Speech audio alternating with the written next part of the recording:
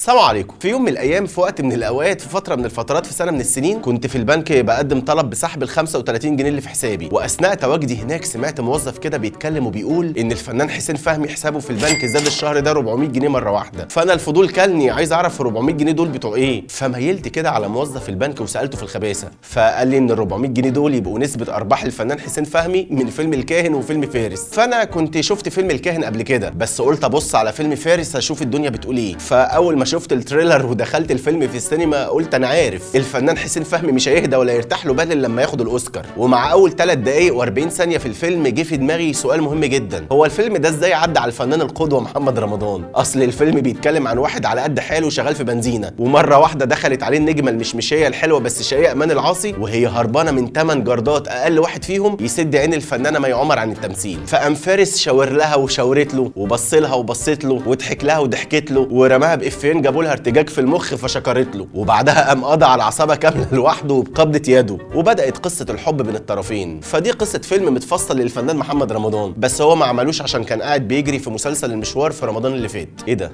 معقولة فات شهرين على رمضان؟ ياه، رمضان جري بسرعة، الممثل مش الشهر. وهو أصلا الفيلم بدايته غريبة قوي. أحمد زاهر بيصحى الصبح في القرية وبيركب عجلته عشان يروح شغله، وبيسلم على المعزة بتاعته وبيقول لها خشي جوه يا سميرة. والفكرة إن سميرة أول ما بتسمع صوته بتتحرك من مكانها فعلا. بنروح لحفلة غريبة كده كلها ناس أغنياء من اللي ما بتعرفش تحط راسها على المخدة تنام، وبنشوف ميكس غريب كده إن الأستاذة إيمان العاصي بتغني أغنية راب مع شاهين. وبعدها لفت انتباهي الوجه الصاعد، الفنانة رنا رئيس اللي ما ظهرتش طول الفيلم غير مشهدين 2، مشهد وهي بتعشق الحياه ومشهد وهي بتودعها. والمفروض ان ايمان العاصي صورت حسين فهمي وهو بيعتدي على رنا رئيس، ولما رفضت وقاومته قام سابها ودخل نام. فقامت رنا رئيس وقعه عبيطه كده على جنبها، فالمفروض انها ماتت. فانا مش فاهم وقعت ايه دي اللي هتموتها، وكان التفسير الوحيد اللي عندي ان رنا رئيس عملت نفسها ماتت عشان ما تكملش تمثيل في الفيلم. انا ايش هنا؟ الفيلم ده اهم اعمال رنا رئيس، اعمال اللي هو اتعمل لها عمل يعني. اصل اللي يقنعها تعمل دور زي ده يبقى اكيد ساحر. ولما ايمان العاصي هربت راحت تستنجد باحمد زاهر اللي شغال في بنزينه، وبيوصل رجال العصابه للفنانه في البنزينه واللي عرفوا مكانها من ريحه عرق جبين احمد زاهر. فقام احمد زاهر لوحده وبقدره قدر يقضي عليهم كلهم من بعيد كده. وايمان العاصي كمان عمت على عومه وقامت راميه بتاع بلاستيك كده على الراجل فوقع مات. هو ايه سبب الحاجات الغريبه اللي بنشوفها دي وبنشوفها ليه؟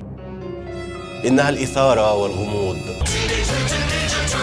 والفنان محمد ابو النجا ده دمه خفيف قوي، يعني كان قدامه احمد زاهر اللي واخد ايمان عشان يجروا، فبدل ما يمسكه قام قلع الجاكيت وقال هاتوه. مش قادر ينسى انه مدرب فتنس حتى وهو بيمثل، تحس ان المخرج كان بيقول له خفف اوزانه ومثل صح. المهم ان كابتن زاهر بياخد ايمان العاصي وبيروحوا مخزن مهجور، وهناك بيقوم قايل لها هو بطل مصر في المصارعه بيجري وراكي ليه؟ احنا فاضل لنا ربع ساعه ويدخل علينا بيج رامي، هو انت حبيبتي ايه؟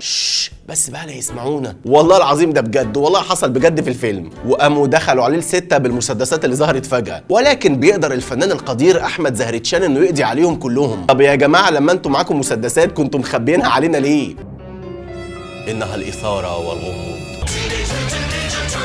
انا بحس ان فيلم فارس من نوعيه الافلام المضاده للسعاده. ولما ايمان العاصي بتساله فارس انت ازاي قوي كده وقدرت تكسبهم كلهم لوحدك، فبيقول لها انا كنت رياضي قديم، كان بيعمل استرتشات. من الافيهات العاليه بقى في الفيلم ان ملك زاهر بنت احمد زاهر طالعه في الفيلم بدور اخته. يا جماعه ده الفرق بينهم 30 سنه، المخرج فين؟ رايه ايه في اللي بيحصل ده؟ هو تقريبا المخرج كان فاكرها بنت عمر وسلمى وما يعرفش انها بنت احمد زاهر. احمد زاهر اثبت فعلا في الفيلم ده ان الفن رساله، اللي هو نبعت مسج لبعض يلا نعمل فيلم فتمام. الفيلم كمان في حاجه غريبه جدا، ان محدش بينام. والله يعني احمد زاهر صحي الصبح ركب عجلته في اول الفيلم وراح بنزينته اشتغل فيها لحد بالليل، بعد كده خلص ماتش الكاراتيه بتاعه ووصل ايمان العاصي للمحامي، وبعد كده روح البيت وفضل سهران مع اهله للصبح، وبعدين شاف خبر موت ايمان العاصي في التلفزيون فراح للمحامي اللي كتفه وهدده، وبعد كده سابه فروح البيت لقى اهله متكتفين ففكهم وفضل معاهم للصبح، وبعدها راح لبيت ام ايمان العاصي اللي طلعت ماتت، وبعدها بيكتشف ان بنتها ما ماتتش. كل ده من غير ما ينام ثانيه واحده. تحس ان الفيلم ده متصور على كوكب المشتري، اليوم هناك 9 ساعات بس. إنها الإثارة والغموض. أنا حابب أحيي كل القائمين على العمل الفني ده وأقول لهم سيبوا مصر في حالها. وأنا عارف إن أوقات كده بحس إني متحامل على الفيلم، بس والله أنا عايزكم أحسن ناس في الدنيا. أنا نمت 3 مرات في الفيلم وكل شوية أصحى ألاقي أحمد زاهر لسه بيعمل كده. ومن الحاجات الممتعه برضو ان دي تعويره احمد زاهر في الفيلم، ودي بعدها بنص ساعه الجرح بيلف، الجرح خف في 3 ايام. انا عندي الحبايه دي في وشي من رمضان اللي فات والله. انا شايف يا جماعه ان المفروض فيلم فارس ينزل جدول، وبعد كده بقى لما الفنان الشايع حسين فهمي تعب من فارس اللي قضى على كل رجالته، فبعت ناس تقتل ابوه. وفي مشهد ملحمي يبكي الحجر والجماد، يبكي البنات والولاد، ويبكي كل من في البلاد، ضغط احدهم على الزناد وقتل ابو فارس. فقام فارس جري على ابوه قال له مالك يا بابا؟ ايه الخضه برضه بتخلي الواحد مش مركز. ولكن اول ما كابتن زهرتشان الشهير بفارس لقى ابوه سايح في دمه وعرف انهم خطفوا اخته، دمه اتحرق وغلي وعرقه نفض، وقام قايم من مكانه وساب جثه ابوه وجري مع امان العاصي عشان وحشته. ايه ده؟ في ايه؟ يعني هنا بجد حضرني كام سؤال. بتسيب جثه ابوك وتهرب ليه؟ انت مش هربان من البوليس يا حبيبي، مفيش بوليس اصلا في الفيلم ده. لما امان العاصي بعدها بنص ساعه نامت غطتها. طب بوسه حتى واركنه جنب الحيط. يعني تخيل احمد زاهر ساب ابوه يموت واخته هيجرى لها حاجه بس لازم يجيب حق ايمان العاصي. في فيلم يشدك وفيلم يخليك تشد. ده ابوه مات امبارح، ودي امها ماتت اول امبارح، ده اخته مخطوفه، ودي مطلوبه من عصابه عايزين يقتلوها، ده هيجيب لي جلطه، ودي تقريبا هي جات لي خلاص. هو اصلا كده لو فكرنا لمده ثانيه هنلاقي ان الحل للكوارث اللي بتحصل دي بسيط. ايوه، نبلغ البوليس يا جماعه. انا مش فاهم مالكم بجد، لازمتها ايه كل الاكشنيات والافوريات دي؟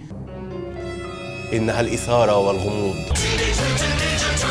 انا الحاجه الوحيده فعلا اللي ابهرتني في الفيلم اناقه حسين فهمي، برنس اقسم بالله. هو صحيح شرير بس انيق، وانا احب احيي الفنانه منى فضالي في الفيلم. بس انا بالنسبه لي احسن دور ليها كان في فيلم الباشا تلميذ، كانت بتتفرج. بس انا في الفيلم ده ليا عتاب عندك مش هينفع اقوله معلش، بس انت عارفه انت عملتي ايه. ذهب احمد زاهر الى الطبيب لانه يشتكي من الحزن، فاستنكر الطبيب ما يقول وقال له كيف تحزن وفيلم فارس في المدينه يعرض؟ فاجاب احمد زاهر يا دكتور انا فارس. فحاول الطبيب قتله. يا جماعه حسين فهمي ورجالته دفنوا رياض المحامي بالحياه وينزلوه في تربه وحطوا فوقيه حجر. اما احمد زاهر جه كمان شويه وانقذه وشال من فوقيه الحجر، فلقاه بيموت وبيودع خلاص. طب ما هو رياض كان ممكن يزق الحجر بظهره عادي، هو الحجر ده بيفتح من بره بس. يعني بجد حقيقي فيلم فارس هو اول عمل مصري يجمع التمثيل الجيد والاخراج الجيد والقصه الجيده والتصوير الجيد ويضربهم في صفر. يعني تخيلوا حسين فهمي وحرمه جايبين خبير تقني عشان يعرفوا الفيديو ده اتبعت لحد على الواتساب ولا لا.